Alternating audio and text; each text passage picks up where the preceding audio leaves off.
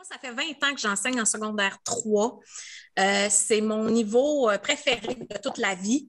Et il y a 3 ans, j'ai frappé un mur avec une cohorte en troisième secondaire.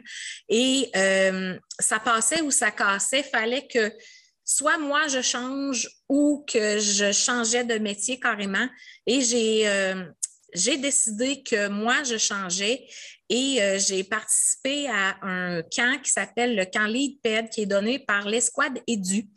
Et honnêtement, ça a changé ma vie, ça a changé ma vision de l'enseignement beaucoup. Et j'ai fait un 360 dans ce que je fais dans ma classe. Je me suis mis à travailler par parcours d'apprentissage puis laisser l'élève être plus autonome dans ce qu'il fait, puis l'évaluer autrement aussi, donner de la rétroaction autrement. Et ça l'a vraiment, ça m'a dégagé du temps pour moi, pour mes enfants à la maison, parce que je suis maman de 2 enfants aussi.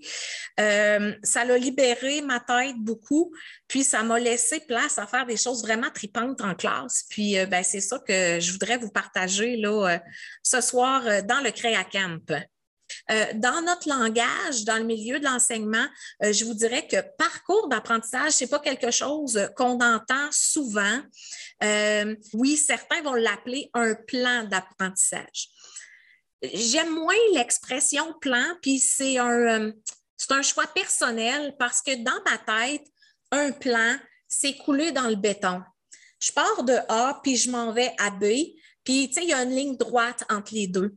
Alors que pour moi, un parcours d'apprentissage, c'est vraiment quelque chose qui va être plus sinueux.